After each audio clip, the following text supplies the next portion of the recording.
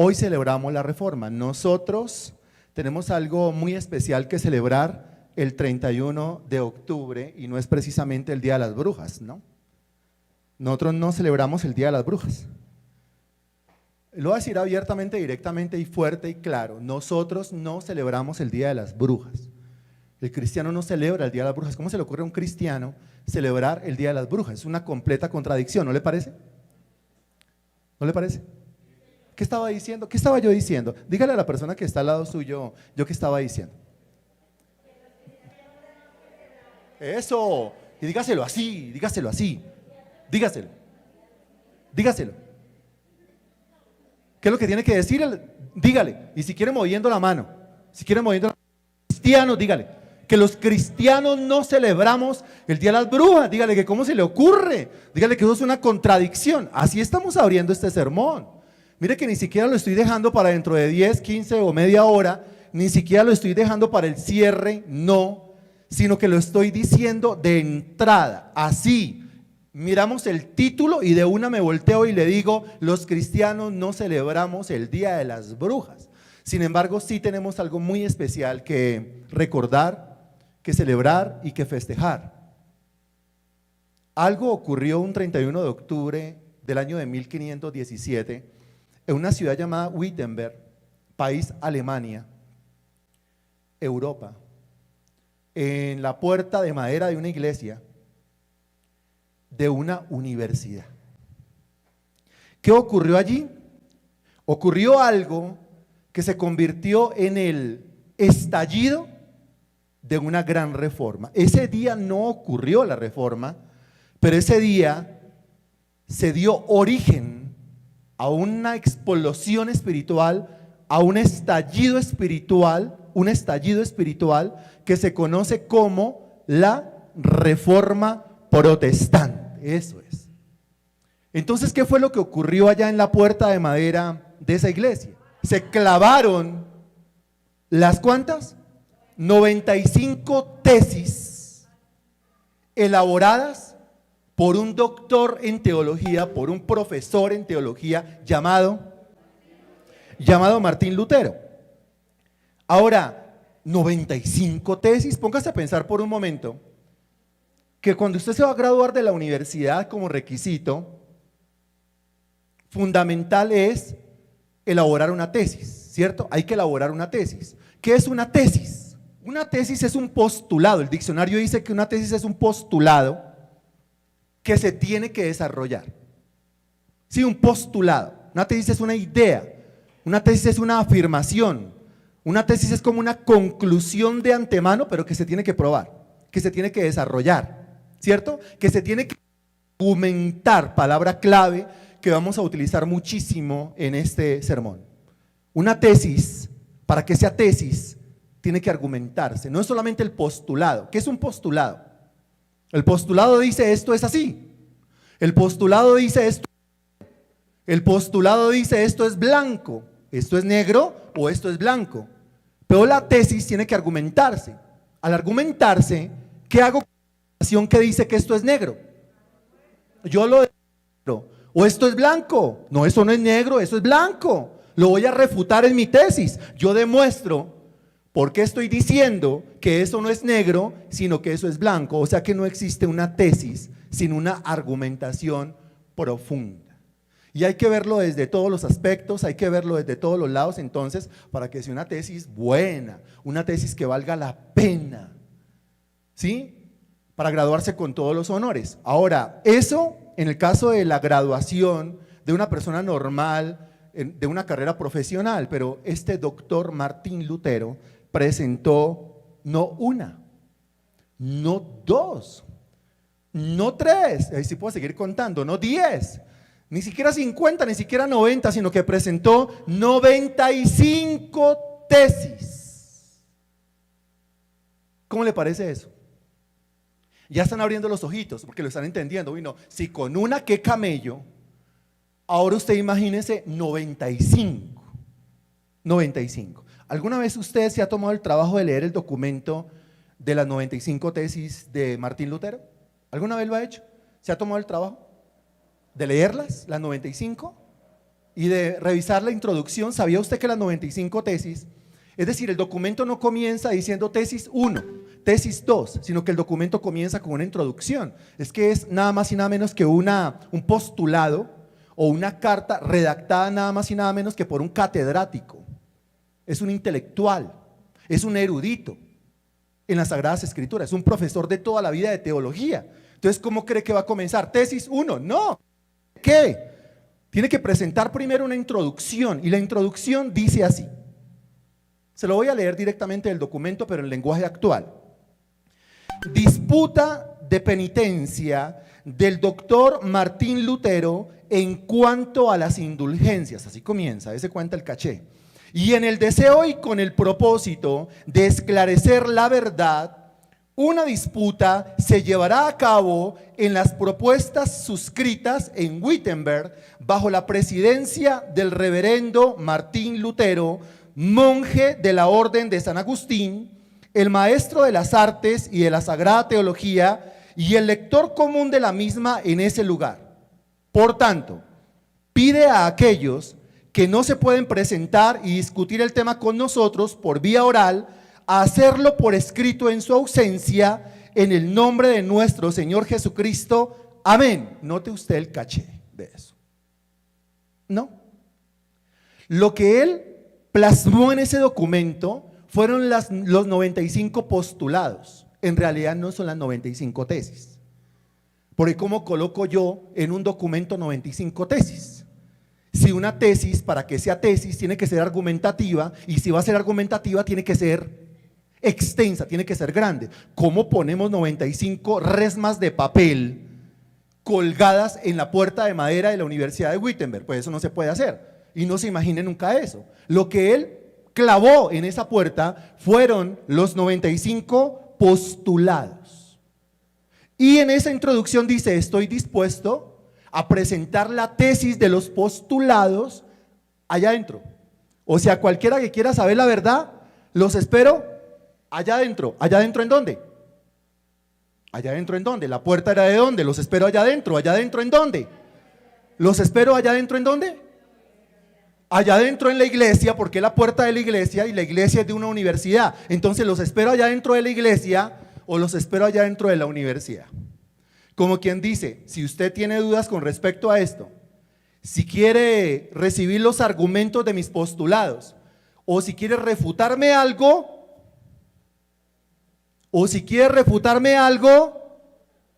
estoy hablando con las manos, con los dedos, o si quiere refutarme algo, allá adentro lo espero. De manera que si usted no estaba de acuerdo, usted decía: no, ¿cómo así? Yo no estoy de acuerdo, yo le voy a refutar. Pues allá adentro lo esperaban. ¿Pero quién lo esperaba? Martín Lutero. ¿Y quién era Martín Lutero? Era un monje, muy bien. ¿Qué más? Era un catedrático, era un teólogo, era un profesor de toda la vida de teología, y era un hombre que ya a esas alturas tenía aquí en la cabeza una revolución completa. No una confusión completa, sino una revolución completa. Producto de que aquí en la cabeza se le había aclarado el panorama. ¿Se le había aclarado el panorama con respecto a qué? Con respecto, en la introducción lo acabé de leer, se le había acabado de aclarar el panorama con respecto a las indulgencias. ¿Qué es una indulgencia? Indulgencia. Mire que la palabra indulgencia viene de indulto. Indulgencia e indulto. ¿Y un indulto es qué? Un indulto es algo que se concede. Sí, algo que se concede. Eso es indulgencia. O sea que el término indulgencia no tiene nada malo, dése cuenta. Porque indulgencia es de indulto. Ok, ahorita tenemos que profundizar en el tema y vamos a hacer quiz, ¿le parece? Sí, diga. Solo yo, como un loco. Vamos a profundizar en el tema y vamos a hacer quiz, diga. Eso, muy bien. Y comenzamos por Rui. Por decir no, siempre ocurre en las aulas de clase. Entonces el término indulgencia viene de indulto, y indulto es algo que se concede, algo que se concede. De manera que Dios es indulgente o no es indulgente. Claro, porque Dios concede. ¿Qué concede Dios?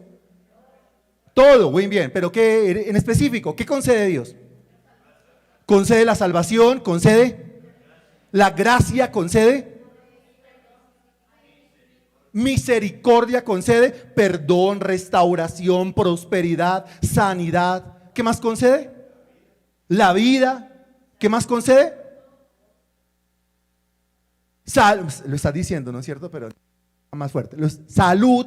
¿Qué más concede? Amor. Muy bien, Dios es indulgente.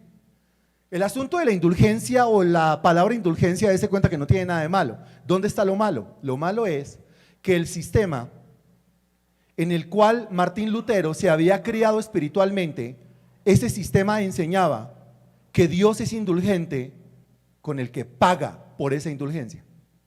Que Dios concede cosas, pero usted primero tiene que pagar en efectivo para que Dios le conceda. O sea que está hablando de una indulgencia divina, pero no por gracia, sino que está hablando de una indulgencia divina o lo que Dios concede, pero por obras. Usted tiene que hacer algo para que Él le conceda. Usted tiene que hacer algo para que Él le dé gracia. Usted tiene que hacer algo para que Él sea indulgente con usted. Eso niega el principio de Efesios capítulo 2, en donde de manera insistente repite que la salvación es por gracia. Por gracia sois salvos. Repítalo conmigo para que quede ahí grabado. Por gracia sois salvos. Ahora dígalo usted solito. Por gracia sois salvos. ¿Usted cree que por gracia somos salvos?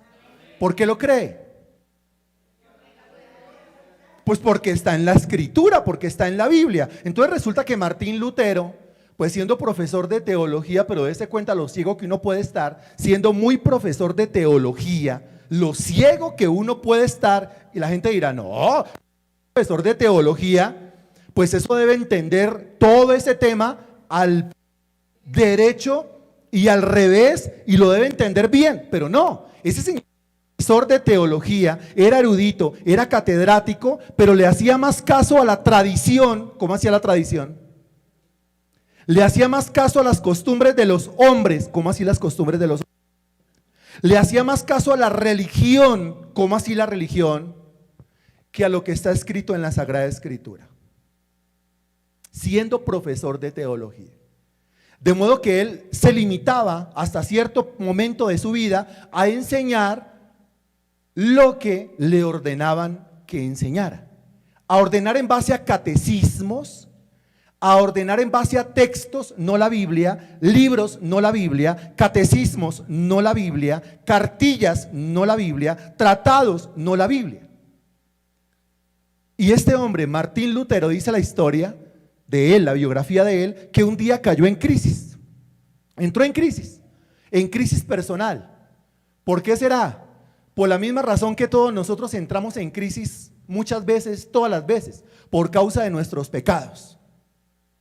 Porque resulta que él enseñaba catecismos, enseñaba textos, enseñaba tratados, enseñaba tradiciones de hombres, enseñaba lo que le decían, lo que le ordenaban desde arriba que tenía que enseñar. Cuando digo de arriba no me refiero al cielo. Cuando digo desde arriba me refiero a la cúpula religiosa. Lo que usted tiene que enseñar es esto, pero su conciencia seguía cargada. Él no le encontraba solución a sus pecados, no se sentía perdonado. ¿Por qué no se sentía perdonado? Porque me están enseñando que Dios es indulgente si yo pago. Entonces él, siendo sacerdote, siendo profesor de teología, siendo catedrático, la mano al bolsillo, pagaba, pero no se sentía perdonado. Debe ser que tengo que pagar más, entonces pagaba más. A ver dónde está la indulgencia, pero no recibo nada, yo no me siento perdonado, yo no me siento en paz. Yo no me siento tranquilo con Dios. Siento que mis pecados permanecen, siento que mis pecados están ahí. Me enseñan que tengo que ser dadivoso, generoso con Dios, pero a través del arca, del cofre, del alfolí o de la cuenta de ahorros de la iglesia. Y yo entre más aporto a la cuenta de ahorros, menos me siento en paz. Aquí hay un problema. Porque puede ser muy tradicionalista, puede ser muy religioso y muy costumbrista, pero para nada bobo, por no decir otra cosa. Entonces el hombre se puso a analizar, comenzó a hablar con otros colegas, también sacerdotes, también monjes, también catedráticos, también profesores. Y yo le decía, el tema de las indulgencias es que Dios da, Dios concede, pero usted tiene que pagar. No, pero yo pago. Es que yo me meto la mano en el bolsillo y yo digo, Señor, ahí le pagué, ¿dónde está mi perdón de pecados? Y nada, que Dios me perdona los pecados. El hombre dijo, ¿sabe qué? Me voy a poner a estudiar lo que yo creo que tengo que estudiar. ¿Qué? La Biblia. Qué buena conclusión. Y usted irá como retardadito. Pero cuando uno es criado espiritualmente de una manera, uno cree que esa es la manera correcta de hacer las cosas. Al fin y al cabo, cuando él abría los tratados de la iglesia, él veía versículos por todo lado. Cuando él abría los libros de texto de la iglesia, él veía versículos por todo lado. Cuando él leía los catecismos de la iglesia, él leía versículos por todo lado. Y dice, pues esto debe estar basado en la Biblia. Entonces lo que estoy enseñando es la Biblia misma, no le veo problema. Pero él dijo, ¿sabe qué? Voy a dejar de lado los textos. ¿Buena idea o mala idea? Voy a dejar de lado los tratados. ¿Buena idea o mala idea? Voy a dejar de lado los catecismos. ¿Buena idea o mala idea? Voy a dejar de lado todo lo que me dicen que tengo que predicar. ¿Buena idea o mala idea? Y voy a comenzar a leer la Biblia. Y voy a comenzar a leerla por donde creo que se tiene que comenzar a leer la Biblia. ¿Y por dónde comenzó a leer la Biblia? Nada más y nada menos que por esa carta que le pegó una sacudida, que lo estrelló contra su religiosidad, ¡pa!, contra su pecaminosidad, tome, contra su carnalidad, tome. Esa carta le pegó una severa levantada. ¿Cuál carta? La carta que a uno lo arrastra, lo parte en 1000 pedazos y lo vuelve a armar. ¿Cuál es? La carta del apóstol Pablo a los romanos. Comenzó por ahí. Y comenzó a estudiarla. Romanos capítulo 1, versículo 1. Pablo, siervo de Jesucristo, llamado a ser apóstol para el evangelio de Dios. Bueno, el hombre experto en el hebreo, experto en el arameo, experto en el griego. Imagínese usted ese estudio. Era desde las fuentes originales. El hombre ni dormía, a luz de vela, a luz de esperma, a luz de cirio. Venga a ver, cuando llega a Romanos capítulo 1, versículo 16. Porque no me avergüenzo del evangelio. ¿Por qué? Porque el evangelio es poder de Dios para salvación. ¿A quién? A todo aquel que cree. ¿A todo aquel que qué? ¿A todo aquel que qué? ¿Y ahí dónde está el pago por la indulgencia? No está. A todo aquel que cree, al judío primeramente y también al griego. Porque en el evangelio, Romanos 1:17, la justicia de Dios se revela. Justicia, la justificación, el medio por el cual Dios declara a una persona justa, inocente. Ahí está la indulgencia de Dios, ahí está lo que Dios concede. ¿Y dónde está el pago? Lo que tengo que dar, lo que tengo que pagar. ¿Cuánto se sacó del bolsillo? No, ahí vuelve a decir que el justo por la fe vivirá. Entonces se da cuenta que Romanos 1:16 lo que exige era ¿qué? Fe. Y Romanos 1:17 lo que exige es ¿qué? Fe.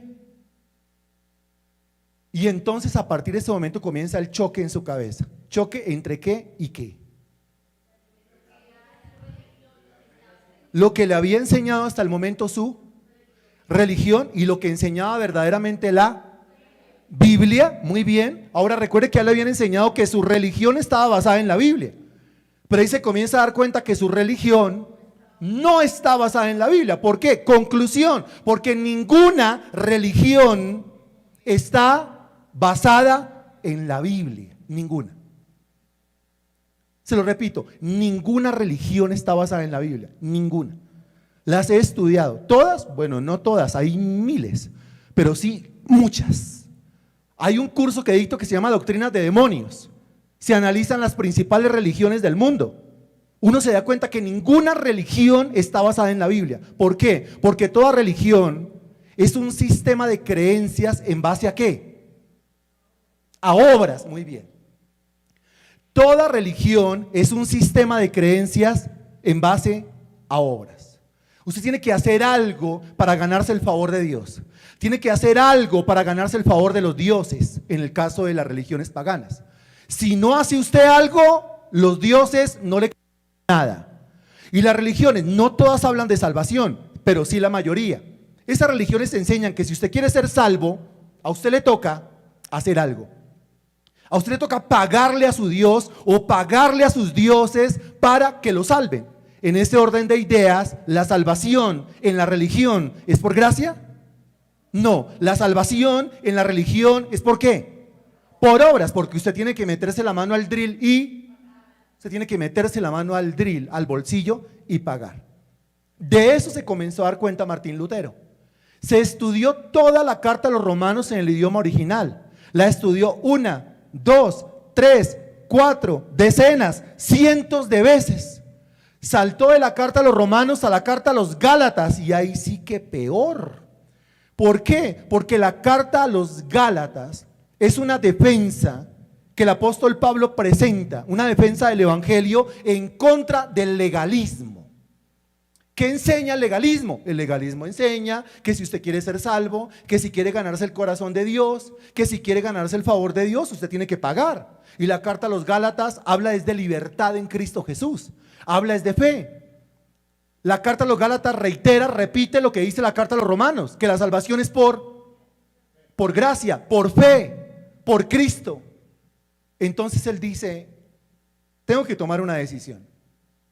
O creo lo que enseña la Sagrada Escritura en su totalidad, o creo lo que enseña mi religión en su totalidad, o me convierto en un híbrido. Y al ser un híbrido, pues por un lado creo en lo que dice la Biblia, pero por el otro lado también creo en lo que dice mi religión. Se encuentra en ese dilema. Una de tres.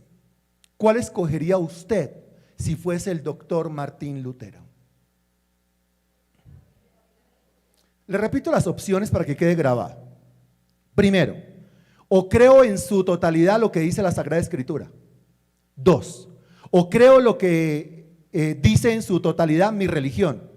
O 3, o creo en su totalidad, no, me convierto en un híbrido, en este caso sería un 50% y un 50%, creo un 50% la Biblia y para no enojar a mi religión, entonces voy a creer un 50% también de mi religión.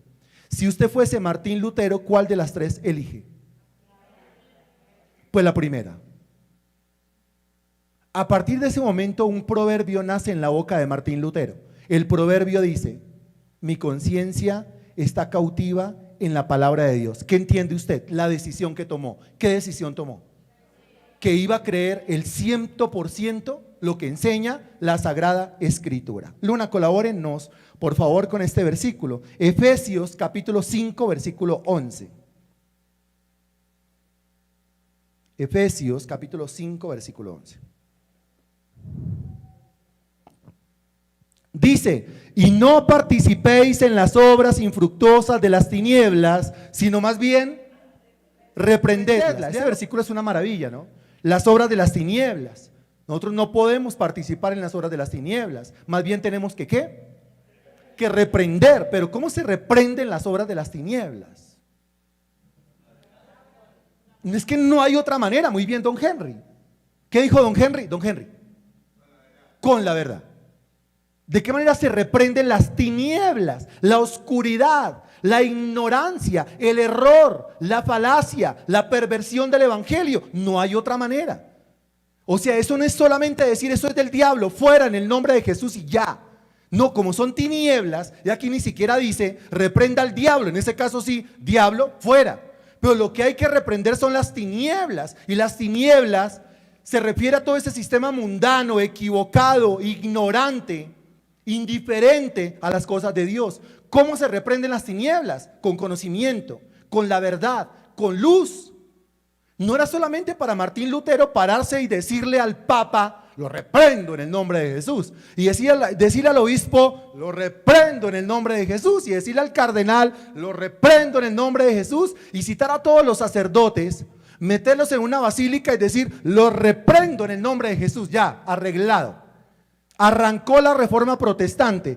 ¿Así hubiese arrancado la Reforma Protestante? ¿Así se da origen a la Reforma Protestante? ¿De qué hubiera servido que Martín Lutero se ponga en pie delante del Papa y le diga, lo reprendo en el nombre de Jesús? Eso que usted está diciendo y que está enseñando es del diablo, lo reprendo en el nombre. ¿De qué hubiera servido? De nada, puro fanatismo, como el cristiano que identifica la obra de las tinieblas y se amarga y cruje los dientes y dice eso es del diablo y se encierra y no hace nada. Es decir, ese evidentemente y efectivamente no está participando en las obras infructuosas de las tinieblas, pero está haciendo la parte B del versículo. ¿Está reprendiendo las obras de las tinieblas? No.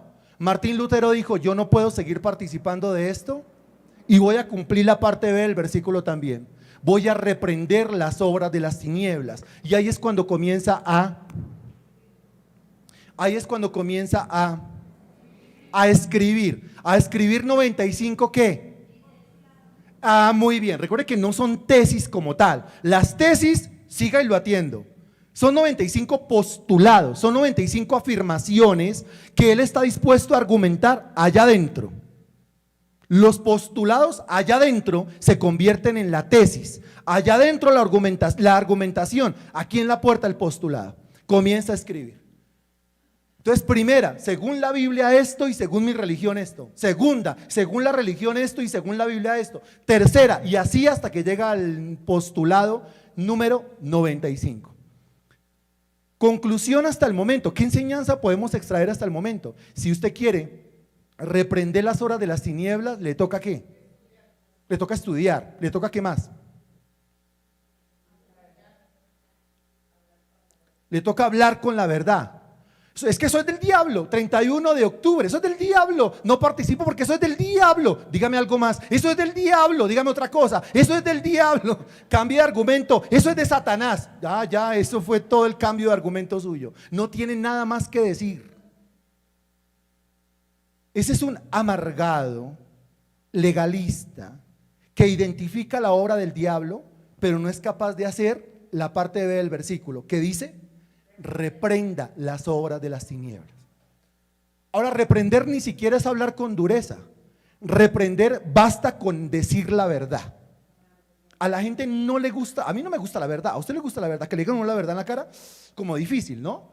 Pero es preferible que a uno le digan la verdad en la cara. Cuando a uno le dicen la verdad en la cara, uno se siente exhortado, a uno le duele. Entonces, la verdad no es necesario en ese momento levantar la voz de manera hiriente o de manera ofensiva. Basta la verdad para ofender. Cristo vino, dijo la verdad, mostró la verdad, manifestó la verdad y lo asesinaron por decir la verdad. Martín Lutero entonces dijo, pero qué púlpito como para que me escuche todo el mundo, qué micrófono como para que me escuche todo el mundo, qué cabinas de sonido como para que me escuche todo el mundo. ¿Qué hacemos? Y si las clavo en la puerta, todo el mundo viene a la iglesia y todo el mundo viene a la iglesia obligado ¿por qué? ¿Obligado por qué? Por la religión, porque la religión enseña, si usted no viene a la iglesia, usted se condena. Aquí digo, si no viene a la iglesia, yo lo condeno.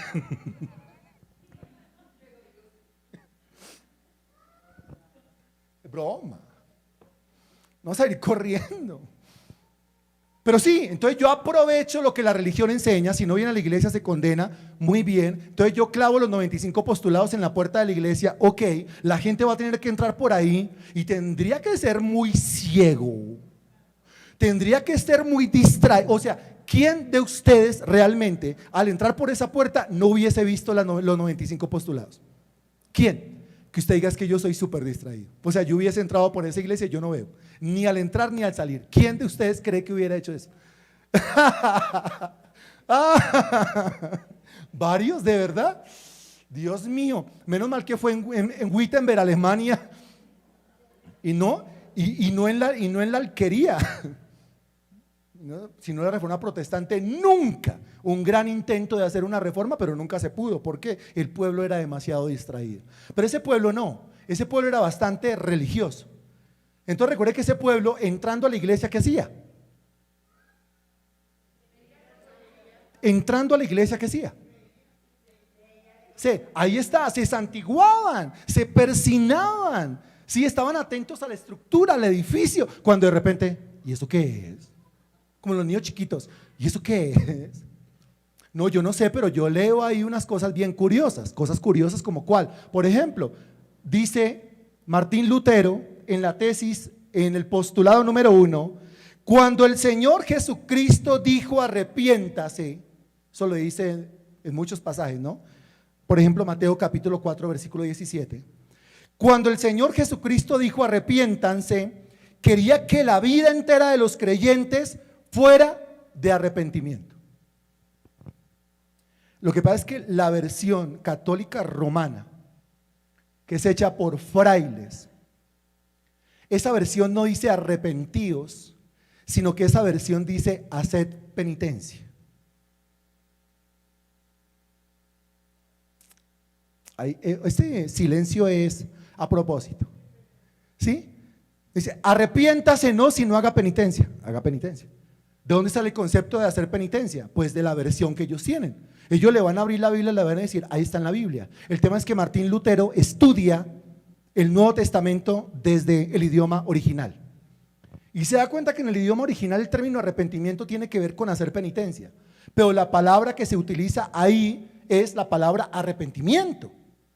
La penitencia es parte del arrepentimiento. ¿Por qué? Porque yo tengo que hacer algo para demostrar que me he arrepentido. Pero no es solamente hacer penitencia.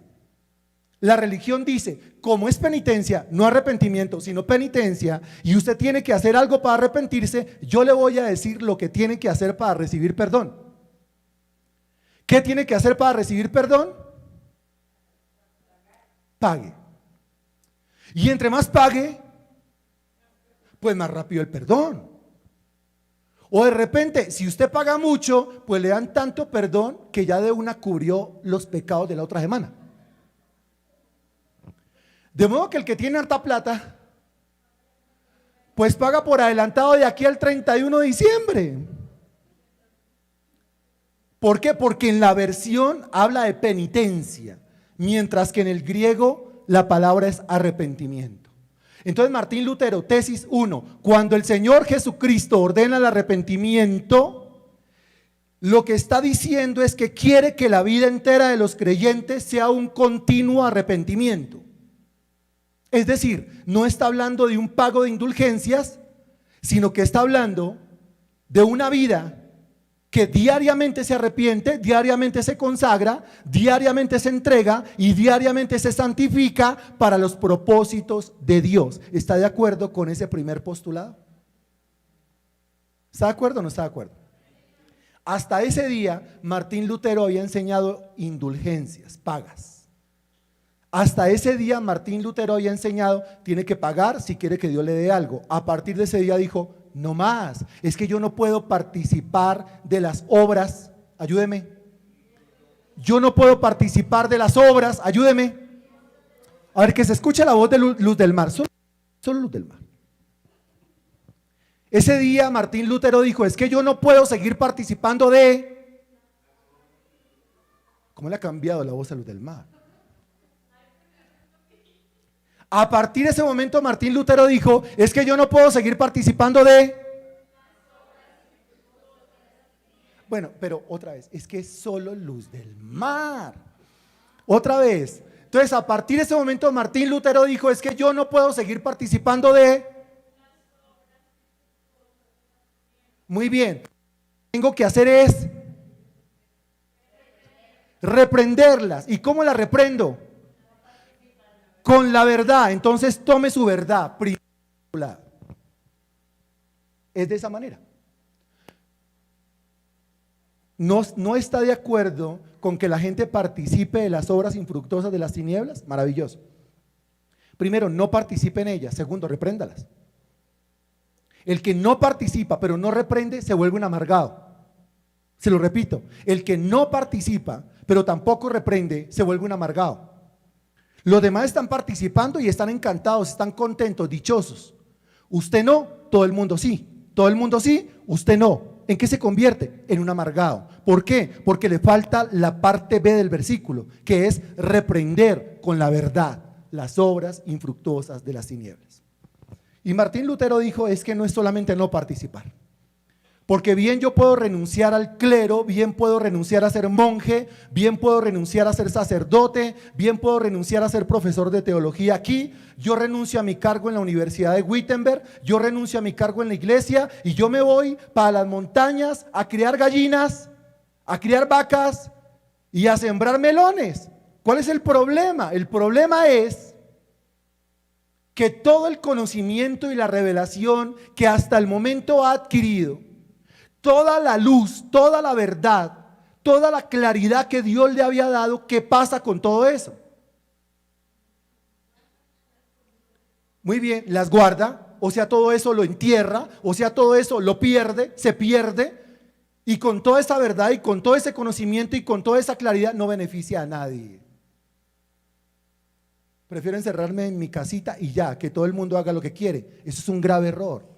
Si usted no reprende las tinieblas con argumentos verdaderos, se vuelve un amargado. Todo el mundo, repito, estará dichoso celebrando la obra infructuosa de las tinieblas. Usted no, se creerá usted muy santo, pero está amargado, porque los demás siguen participando de eso. Hay es que evitar que la gente siga participando de eso. ¿Y eso cómo se hace? Con la verdad, y no hay otra forma de hacerlo. Martín Lutero dijo 95 postulados.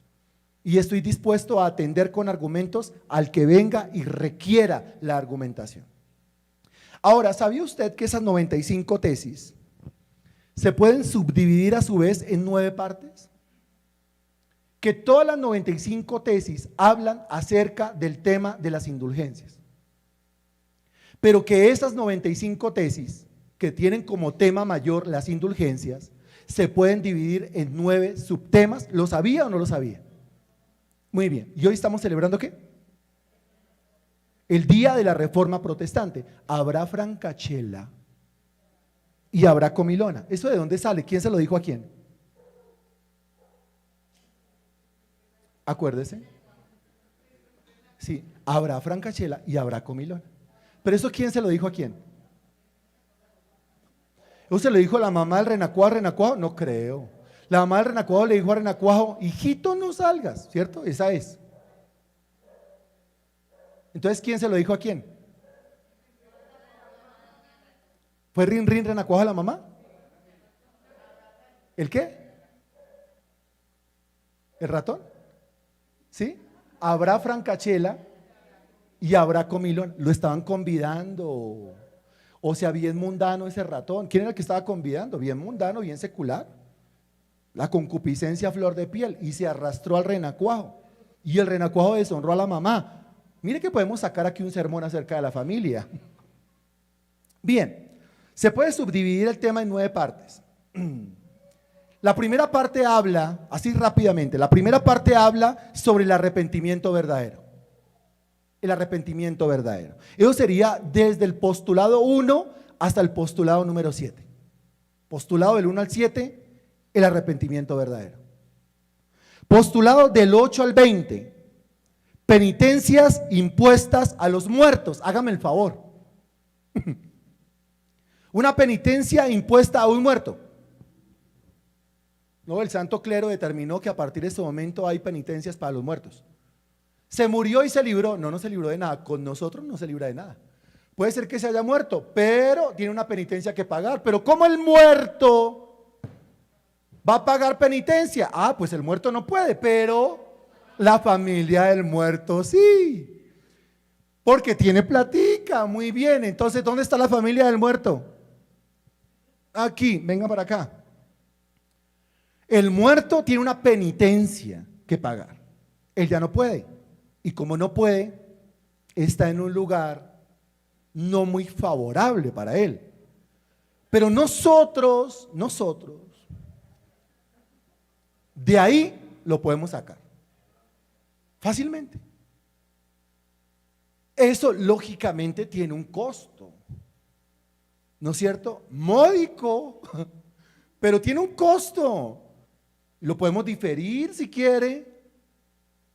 Nosotros le sacamos a esa persona del purgatorio y se la llevamos al cielo, que sería una penitencia que tiene que pagar el muerto, pero como no puede porque está muerto, entonces la tienen que pagar ustedes que están vivos. Postulado del 21 al 29, el tema de las indulgencias como tal.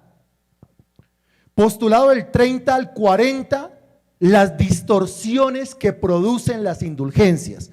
Miren la mente de Martín Lutero. Postulado del 41 al 45 sobre la ayuda al prójimo. ¿Por qué habla de la ayuda al prójimo? Toda la plata que ustedes reciben producto del pago de las indulgencias, de los indultos, yo no veo nunca que con esa plata se ayude al necesitado. Lo que veo es que con esa plata, producto del pago de las indulgencias, ustedes cada vez son más ricos. Sus casas cada vez son mejores, sus transportes o vehículos cada vez son más suntuosos, sus capillas o catedrales cada vez son más finas, ustedes crecen, cada vez son más opulentes y los feligreses cada vez son más pobres. A continuación, postulado del 46 al 55 sobre lo material y lo espiritual. ¿Cómo yo puedo con lo material comprar o pagar por lo espiritual? Martín Lutero dice: no hay ninguna lógica en esto, porque la religión siempre es ilógica. A continuación, postulado del 56 al 68, el tesoro de la iglesia. ¿Cuál es el verdadero tesoro de la iglesia? ¿Cuál es el verdadero tesoro de la iglesia? Cristo. ¿Cuál es el verdadero tesoro de la iglesia? El evangelio, ¿cierto? Pero para la religión, ¿cuál es su tesoro? La plata. Hasta ahí dése cuenta que Martín Lutero va de frente. Lógicamente, faltan dos, pero hasta ahí. Lógicamente, ¿qué iba a despertar Martín Lutero con estas postulaciones en la religión? En los religiosos, en el clero, ¿no es cierto? En la cúpula religiosa. ¿Qué iba a despertar? Muy bien, ¿lo iban a querer? Le iba a decir el Papa: oiga, si yo no había caído en cuenta, gracias por decírmelo. No, porque ellos sabían muy bien lo que estaban haciendo. ¿Con qué construyeron Vaticano? ¿Con qué construyeron las capillas? ¿Con qué construyeron todo eso? ¿Sí? Usted va allá y usted dice: oh, qué maravilla, qué suntuoso, qué espectacular. Cuando se acuerda de las 95 tesis, usted dice: oh, qué porquería como es el hombre, qué porquería como es la religión. Así. Si lo ve desde el punto de vista secular, usted dirá: maravilla arquitectónica. Si lo ve desde el punto de vista espiritual, dice: pero ¿con qué se construyó esto? Con el robo, con el engaño, con la perversión, con la mentira, con el mantener a la gente en ignorancia, dejando que la gente se fuera directico al lugar de condenación, por no decir la verdad. Entonces, qué maravilla de qué maravilla, maravilla la Nueva Jerusalén. Postulado número 8 o la octava subdivisión, que va del postulado 69 al 80. Las indulgencias abren paso a los abusos, por supuesto. Si yo soy sacerdote y bien corrupto, yo necesito plata ya. Entonces, ¿qué voy a hacer? Hoy Dios está ofreciendo un favor espectacular. Hoy Dios tiene milagro para su vida. ¿A qué me voy pareciendo? Hoy Dios tiene bendición para cada uno de ustedes. ¿A qué me voy pareciendo? ¿Cómo a qué me voy pareciendo, no es cierto? ¿Quién quiere sanidad? Amén. ¿Quién quiere prosperidad? Amén. ¿Quién quiere milagro? Amén. Muy bien. Dios tiene milagro para todos. Lo único que usted tiene que hacer es pacte con Dios. Es que es lo mismo.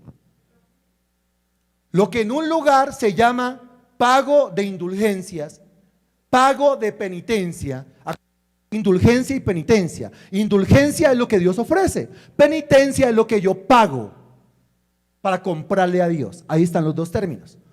Pero ¿acaso en la perversión de cristianismo que hay en la actualidad, usted no encuentra lo mismo?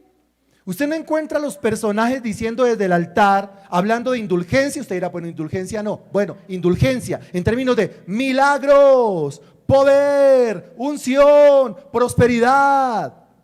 Y penitencia. Usted dirá, no lo escucha hablando de penitencia. No, pero usted lo escucha diciendo, pacte con, haga un voto con. Aquí los de 100,000, aquí los de 200,000, aquí los de 500,000. Y si trae de 1,000,000 para arriba, nos vemos arriba más bien en la oficina. Sí, es que es por estrato, ¿no? Entonces aquí en el templo, pues a los de estrato más o menos. Y allá en el tercer piso, pues a los de estrato alto. ¿Alguna consignación, algún cheque, alguna cosa así? Pues entonces, entre más pacte con Dios, entre más le dé a Dios, más grande será su milagro. ¿Pero acaso no es lo mismo? Dígame. Aquí encontramos algo catastrófico. Martín Lutero luchó por esa época del 1517, 31 de octubre de 1517, por traer una reforma que dejara en evidencia la falsedad de la religión. Lo que vemos en este tiempo es al diablo haciendo lo mismo, pero al contrario. Es decir, Martín Lutero, o el Espíritu de Dios a través de Martín Lutero, sacudió la religión y a través de esa sacudida quedó en evidencia la verdad. Por supuesto, se expuso el engaño. Lo que vemos en este tiempo es al diablo infiltrando la iglesia, metiendo lo mismo que había en la religión de Martín Lutero allá en el 1500, ahora lo mete dentro del cristianismo y el cristianismo lo presenta como si fuera la verdad. Esa no es la verdad, porque el cristianismo, haciendo uso de otros términos, está hablando en este momento de indulgencias pagas a punta de penitencias. Y si yo le hablo a usted de indulgencias pagadas a punta de penitencias, ¿eso es cristianismo? ¿Eso es Biblia? ¿Eso es evangelio? No, era exactamente la religión de la cual se desprende Martín Lutero. ¿Dónde la tenemos nosotros? Dentro de la iglesia. ¿Dónde la tenemos nosotros? Infiltrada. ¿Dónde la tenemos nosotros? Dentro del cristianismo hasta los tuétanos, hasta la médula. ¿Qué requiere entonces la iglesia que nosotros hagamos? ¿Qué necesita la iglesia que nosotros hagamos? ¿Qué necesita? Lo que necesita es, a ver, pongámoslo en orden. Lo que necesita es que reprendamos las obras infructuosas de las tinieblas. Muy bien. ¿Qué más necesita? Muy bien, excelente, Denis. Lo que necesita la iglesia es que se levante un Martín Lutero o una Martín Lutero o un equipo de Martín Luteros con unos postulados y unos argumentos, es decir, unas tesis tan poderosas que vengan a sacudir el reino de las tinieblas. No se puede solamente con postulados. ¿Qué dice el postulado? Eso es del diablo. ¿Qué dice el postulado? Eso es del diablo, eso dice el postulado. Pero un postulado sin argumento no sirve. Eso de vender indulgencia es del diablo. Excelente. A ver, pase a lo siguiente. ¿Lo siguiente es qué? ¿Por qué? Explíquelo, argumentelo, demuéstrelo. No lo puedo demostrar. No sirve. Sirve un tipo como Lutero, que es capaz de formular el postulado y al mismo tiempo es capaz de argumentar el postulado, como diciendo, allá adentro los atiendo, allá adentro los espero. Y este hombre, aparte de que su personalidad para nada era una personalidad timorata. ¿Cómo así? Para nada su personalidad era timorata. El hombre de miedos no sufría. Dese cuenta del perfil de Martín Lutero, un hombre preparado académicamente hasta los tuétanos, un catedrático, es un erudito, es un hombre que conoce y estudia la Biblia desde los idiomas originales, es un hombre que no traga entero, es un hombre que reflexiona y analiza mucho lo que pasa en su interior. Mi conciencia no tiene calma. ¿Por qué no tiene calma? ¿Será que lo que me están enseñando aquí es verdad o no es verdad? ¿Eso hay que hacerlo o no hay que hacerlo?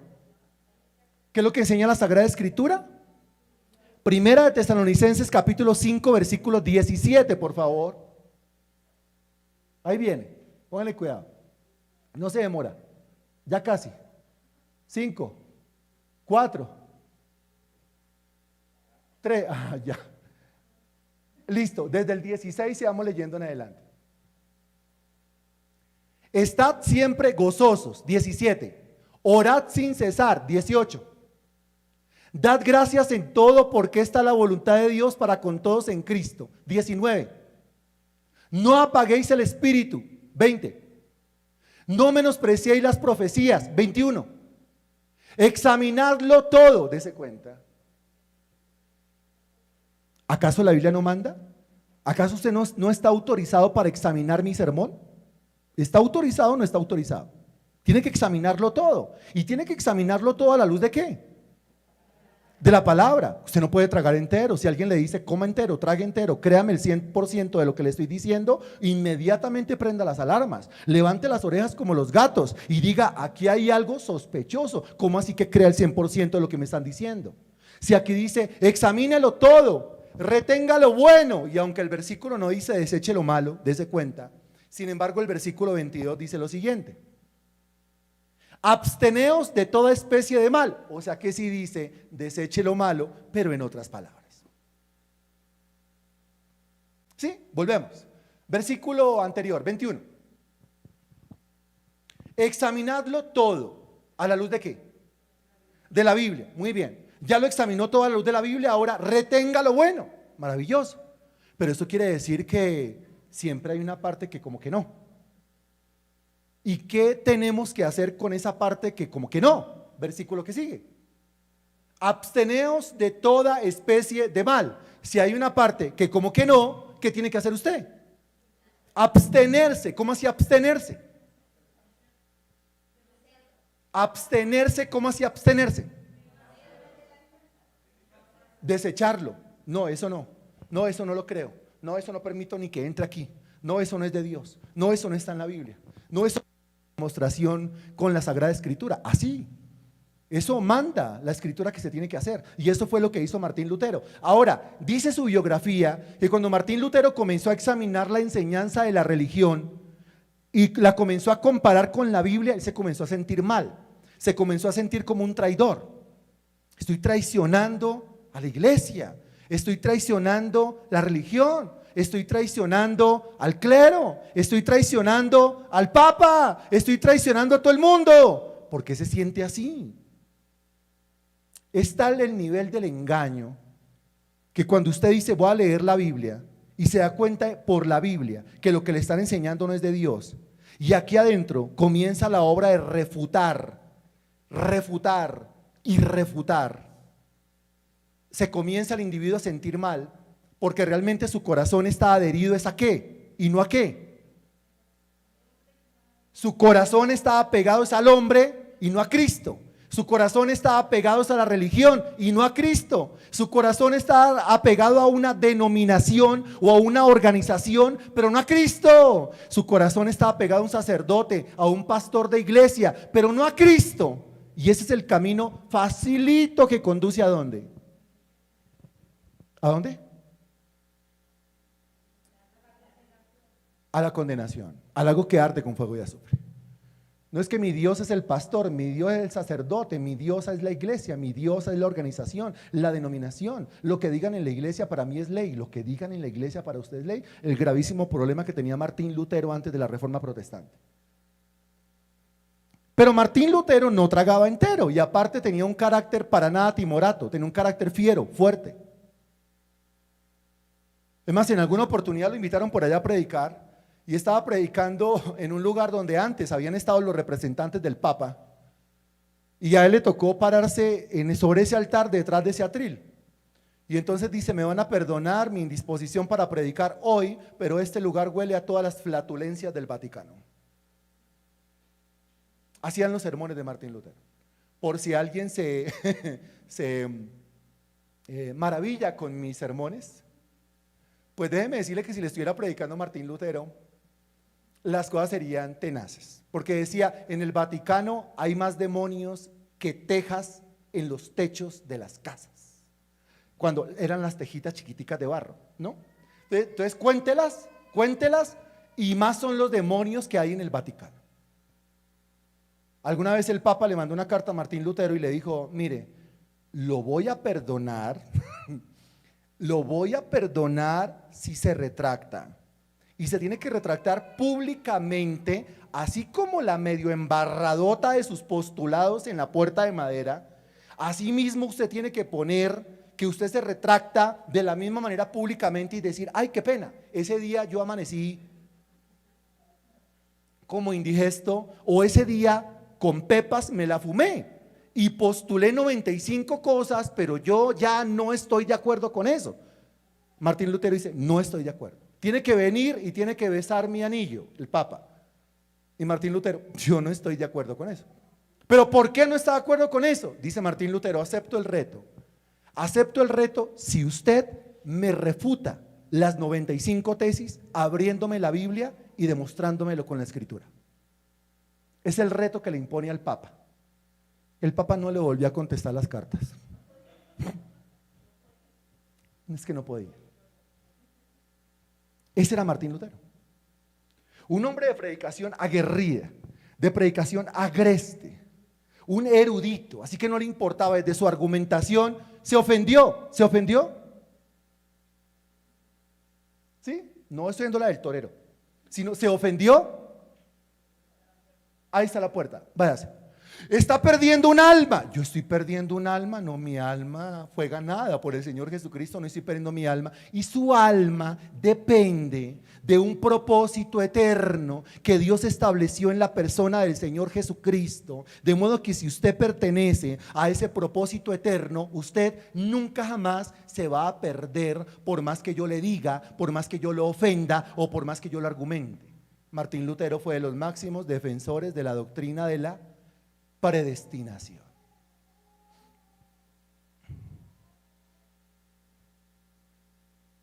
La novena división de las 95 tesis de Martín Lutero, mire, ya vamos en la novena, ¿no?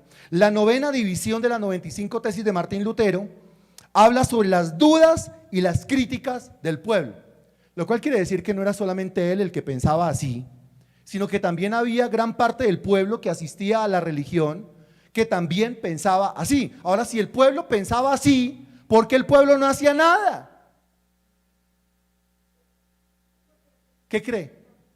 El pueblo piensa así, el pueblo está inconforme, me están metiendo los dedos a la boca, yo creo que me están engañando, yo creo que esa no es la verdad, yo creo que eso es de las tinieblas, yo creo que me están robando Echeverry. Y entonces, ¿por qué Echeverry se deja robar?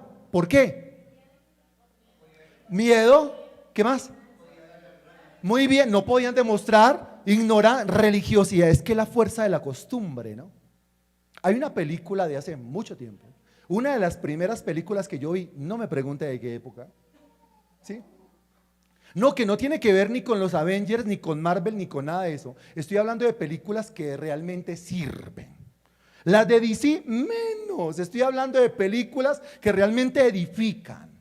Estoy hablando de películas que traen un mensaje escritural, el evangelio. Y hay una película que se llama Religión, la fuerza de la costumbre. Así se llama. ¿Cómo le parece el título? Religión, la fuerza de la costumbre. Entonces, ¿por qué? Si yo sé que me están engañando, me están robando Echeverry, yo sigo ahí sentado. Religión, la fuerza de la costumbre. Lo dice por ahí una canción, que la costumbre a veces es más fuerte que el amor. No se la sabe, mejor, muy bien. No, solo Marcos Witt, solo Marcos Barrientos, solo Marcos Vidal, Miguel Casina. Muy bien, solo la de Clairo. Excelente, maravilloso. ¿Más de uno? ¿Quién? Religión, la fuerza de la costumbre. Algunas parejas no están juntas porque se aman, sino porque ya se acostumbraron a estar juntas. Algunas familias no están juntas porque se quieren, sino por la costumbre. No, no se me vaya, porque si se me va, yo llevo 30 años con usted, ¿qué más voy a hacer? Ya me tocó aguantarme este viejo, o me tocó aguantarme esta vieja por la fuerza de la costumbre. Igual pasa con la religión. La religión, las personas no están ahí porque crean. ¿Qué van a creer si no le enseñan nada bueno? No están ahí por doctrina, o una persona está en una religión por doctrina. Pregúntenle a un religioso acerca de doctrina a ver qué le dice. A ver cuál es su sistema doctrinal. ¿Qué dicen los libros sagrados allá de su religión? Nombre completo, nombre y apellido de su predicador. No saben. Lo único que saben es que tienen que estar ahí. ¿Por qué? Porque ya se acostumbraron a estar ahí. Ahora usted no está en esta congregación porque ya se acostumbró a estar acá. Eso espero. No cometa ese gravísimo error. Usted está en este lugar por doctrina. Ups, otra vez. Usted está en este lugar por doctrina. Ah, ya. Usted está en este lugar por doctrina, por palabra, por evangelio, para que le digan la verdad, para que no lo tumben, Echeverry. ¿Es así o no es así? Para que no resulten vendiéndole indulgencias. ¿Es así o no es así? Para que no resulten pidiéndole que pague penitencias. ¿Es así o no es así? Para que pongan en el centro a Jesucristo y su evangelio y a nadie más. ¿Es así o no es así? Es así. Martín Lutero se le vino de frente al tema de las indulgencias porque era lo que tenía que ver con su experiencia. Es decir, a mí las indulgencias, según Martín Lutero, a mí las indulgencias no me han servido para, yo pago y no veo nada. Yo pago y no hay perdón. Yo pago y no hay reconciliación. Yo pago y mi conciencia ni siquiera igual. Peor, y no entiendo por qué. ¿Por qué? Cada vez que Martín Lutero pagaba una indulgencia, pagaba una penitencia, ¿qué sentía Dios? Señora, le estoy pagando. Imagine a Dios. ¿Me está pagando a mí? ¿Este es mucho Echeverry? ¿O no? ¿O no? ¿O el que parte no es mucho Echeverry, dígame? ¿No? ¿Qué dice usted? ¿Le están metiendo la tumbada? ¿No es mucho Echeverry? Y estoy diciendo Echeverry, pero bien lo podríamos tratar de otra manera. ¿Sí? Mucho Echeverry.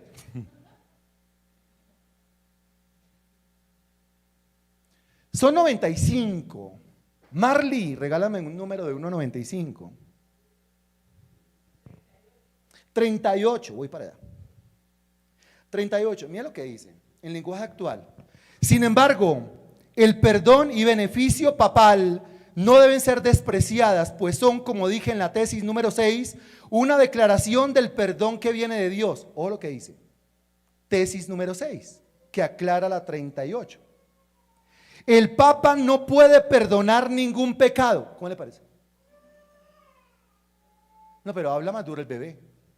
El Papa no puede perdonar ningún pecado, ¿cierto? Sino solo declarar y mostrar por la Biblia que ha sido perdonado por Dios cuando el individuo se ha arrepentido de manera genuina. Así es. Yo puedo perdonar sus pecados. A partir de este momento no, yo no puedo hacer eso. Pero sí puedo a usted decirle, contarle, en caso de que usted se haya arrepentido de manera genuina, le puedo decir, según la Biblia, que Dios ya lo ha perdonado porque Dios así lo prometió. ¿Qué tal las tesis o las postulaciones? Chéveres, ¿no es cierto? Muy bien. Germán. Hola, Germán. Bien. ¿Qué más? ¿La familia? Ah, bueno, más adelante seguimos hablando. Del 1 al 95, que no sea el 38, sino el 6, que no sea ni el 38 ni el 6. 43, ¿por qué siempre esos de por allá? 43, dice así: hay que enseñar a los cristianos que aquel que da al pobre o ayuda al necesitado realiza una obra mayor que pagarle indulgencias al Papa. Te la repito. Que algunos. Hay que enseñar a los cristianos que aquel que da al pobre o ayuda al necesitado, aquí hay una canasta. Se lo olvide. Que no es el pago de la penitencia, no. Es para evangelizar. Hay que enseñar a los cristianos que aquel que da al pobre o ayuda al necesitado realiza una obra mayor que pagarle las indulgencias al Papa. ¿De acuerdo o no de acuerdo? De acuerdo. Claro, una obra mayor, si yo le doy al necesitado, ahora dale al necesitado, pero con el fin de llevarle la palabra. Si yo le doy al necesitado, le doy el evangelio, ¿esa es una obra que Dios bendice o no bendice? Mientras que si yo pago la penitencia y le pago la indulgencia al Papa, ¿es una obra que Dios bendice o no? Al contrario, eso trae maldición, porque yo estoy creyendo que la salvación o que los milagros son por obras y que yo tengo que pagar por ellos. Entonces, de acuerdo, muy bien, doctor Martín Lutero. Muy bien, preguntémosle a Natalia. Hola, Natalia. Un número.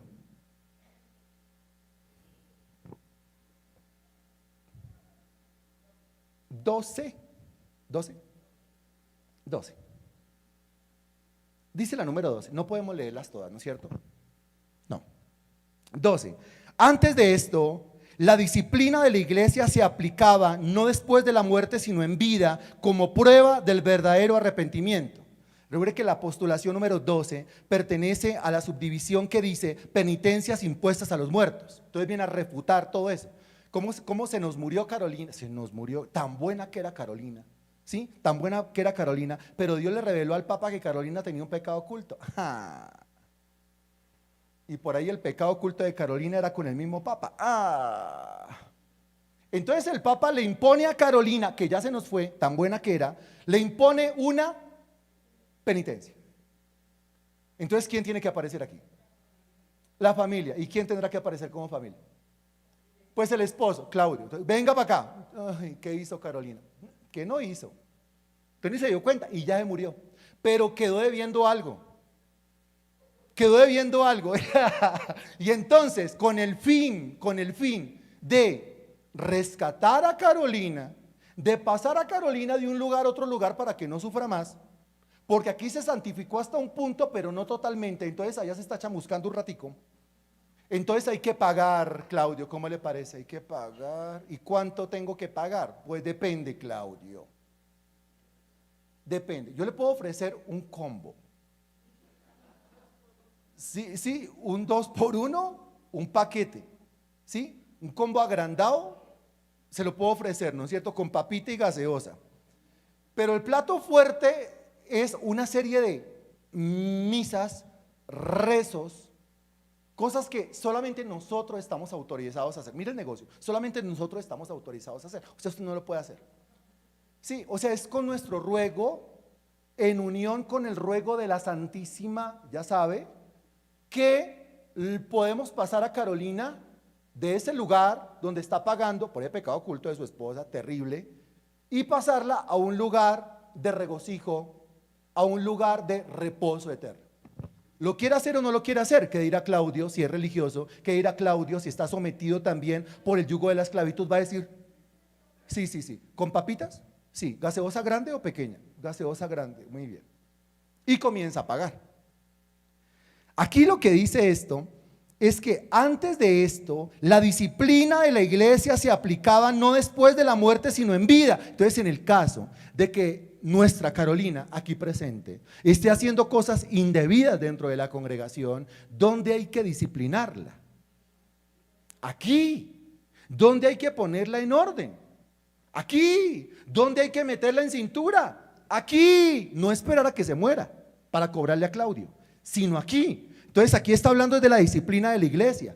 Si hay algún hermano que está actuando de manera desordenada, métalo en disciplina, es lo que dice la Sagrada Escritura. Ahora, si hay algún hermano que está sirviendo y está actuando de manera desordenada, métalo en disciplina. No espera que se muera para inventarse una indulgencia y para inventarse una penitencia. ¿Está de acuerdo con ese postulado? La disciplina se aplica estando en vida. La disciplina se aplica dentro de la congregación, porque el mal comportamiento del cristiano afecta a la congregación. ¿De acuerdo o no de acuerdo? Muy bien, tenemos tiempo para una más. Denis. ¿Cuál? 26. La 26 dice, el Papa hace muy bien cuando perdona a las almas del purgatorio, no por el poder de las llaves del reino que no tiene, excelente. ¿Qué notas? Sarcasmo. Mire, el Papa hace muy bien cuando perdona a las almas del purgatorio. No por el poder de las llaves del reino, que no tiene. Cuando dice que no tiene las llaves del reino, está diciendo que el purgatorio no existe y Él está perdonando unas almas que no están allá, muy bien, sino por las súplicas y oraciones que hace por ellos. ¿Qué es lo que está diciendo?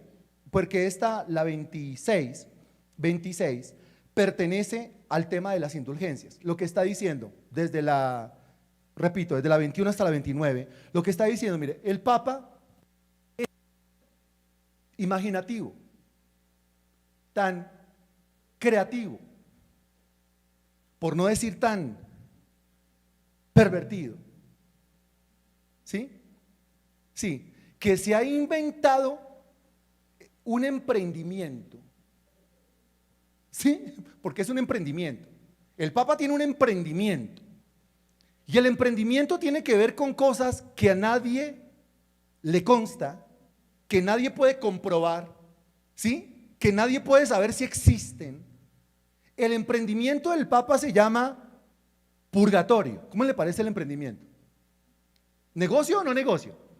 Muy bien, y el emprendimiento tiene que ver con, mire, yo abro una sucursal. La sucursal se va a llamar purgatorio. O si no vendo franquicias. No puedo vender franquicias porque entonces es solamente un purgatorio. No le puedo vender una franquicia, un purgatorio a un obispo, a un cardenal o a un papa. No pueden haber más de un purgatorio. Solamente el purgatorio del papa.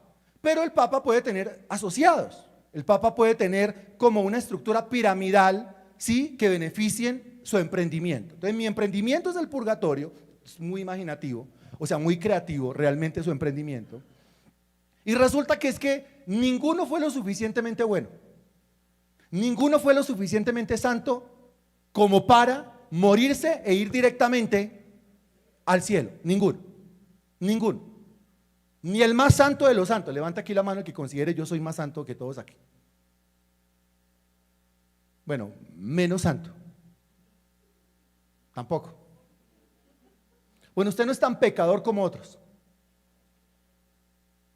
Estamos formados, hay doctrina aquí, ¿no es cierto? Pero si usted pregunta en una congregación religiosa, ¿quién se considera bueno? Todo el mundo levanta la mano. ¿Quién cree que tiene el cielo ganado por las buenas obras? ¿Quién ha hecho las suficientes obras de misericordia como para poder ganarse el cielo? ¿Cierto?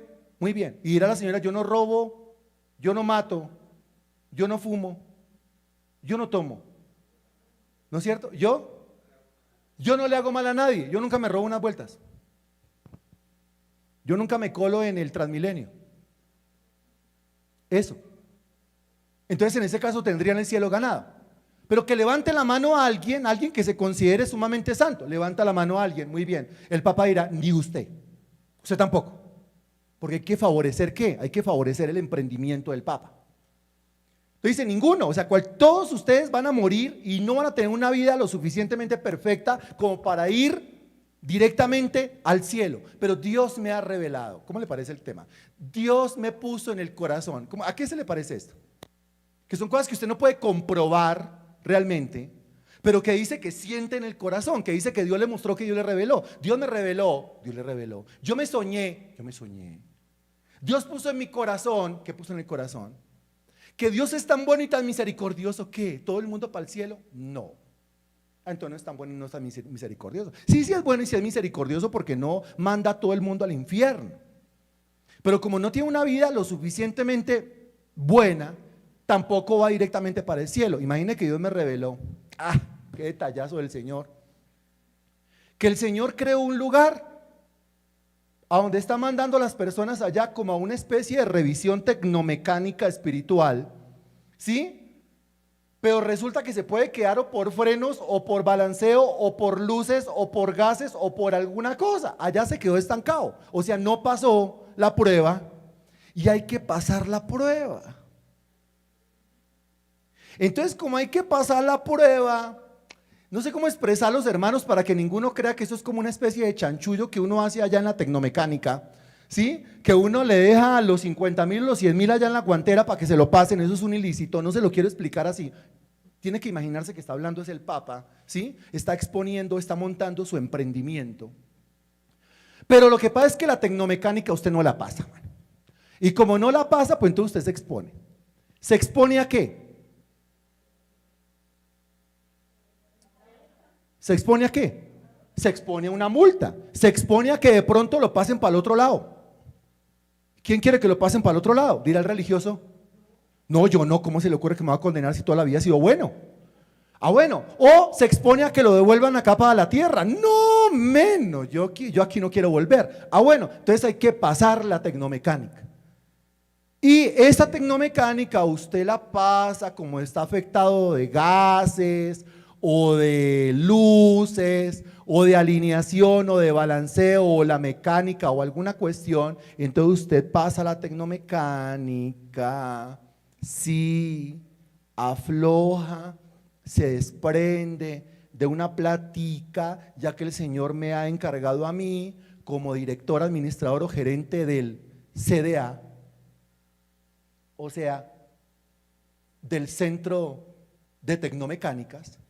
Ya que me ha encargado a mí, pues entonces yo le recibo a usted. No lo vamos a llamar soborno, no lo vamos a llamar torcido, no lo vamos a llamar corrupción, lo vamos a llamar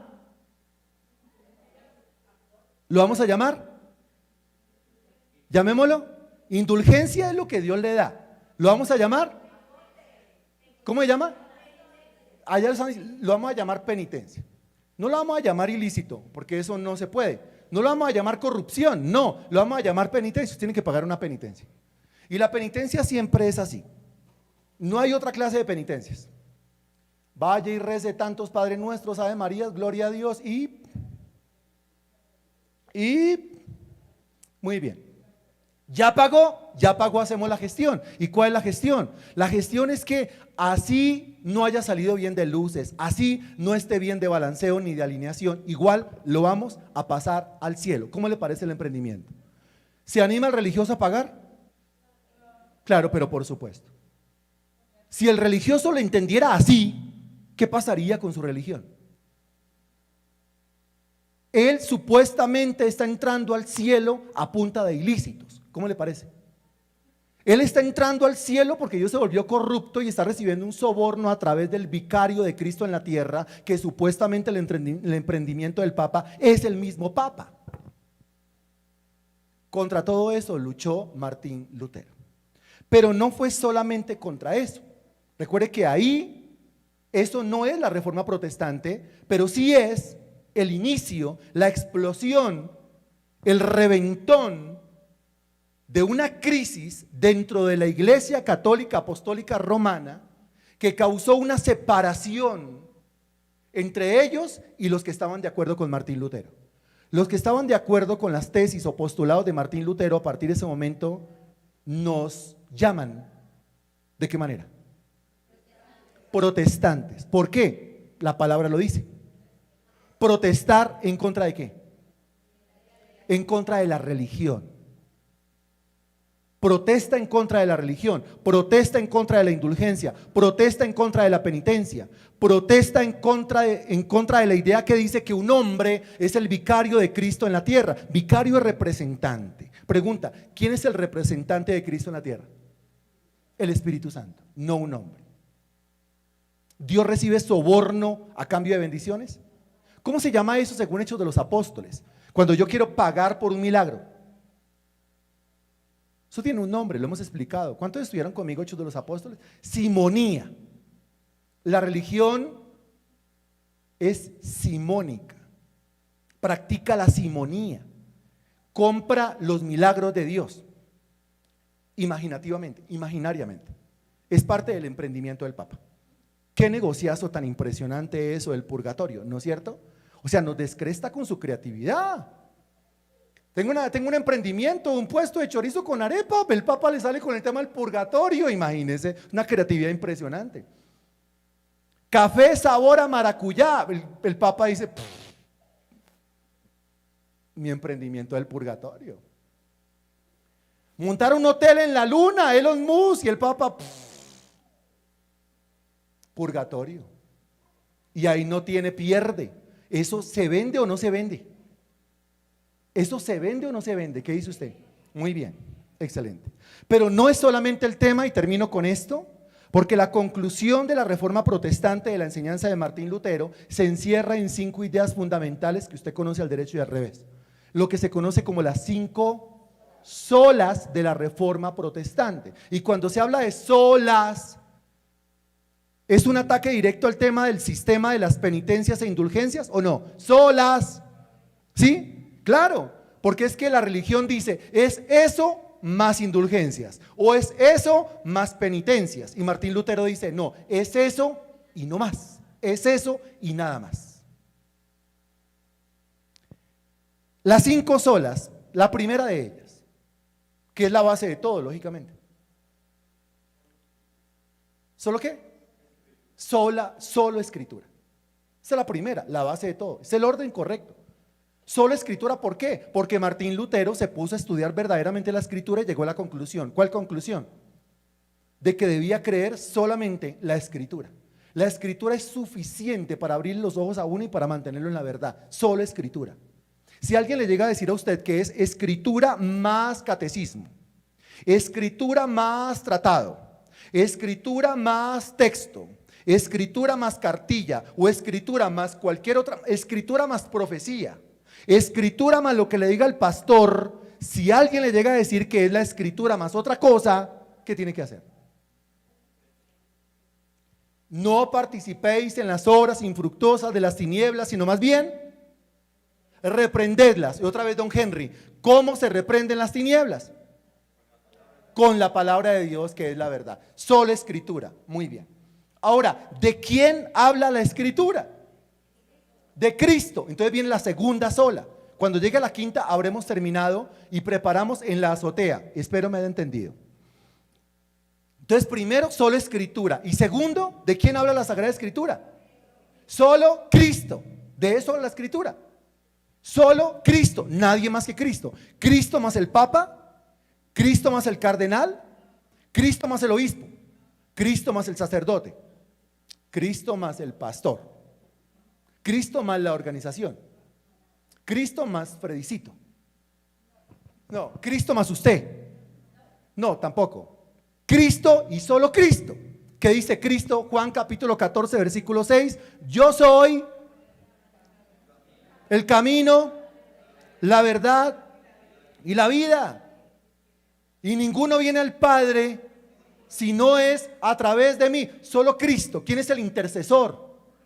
Porque hay un solo mediador entre Dios, uno solo mediador entre Dios y los hombres. ¿Quién es? Jesucristo el justo. Porque en ningún otro hay salvación, en ningún otro hay salvación, porque no hay otro nombre bajo el cielo dado a los hombres en quien podamos ser salvos. No hay otro nombre. ¿Qué quiere decir? Que es solo Cristo. ¿Y de dónde sacamos la conclusión de que es solo Cristo? Por ponernos a estudiar la sola escritura o palabra. O sea que la sola escritura me lleva a solo Cristo. Y después de eso, ¿qué tengo que hacer con Cristo?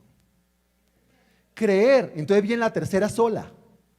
¿Y la tercera sola cómo se llama? Solo fe o solo creer. No, crea más penitencia. ¿Qué dice la Biblia? No. ¿Qué le dijo Cristo a los discípulos? No temas, no temáis.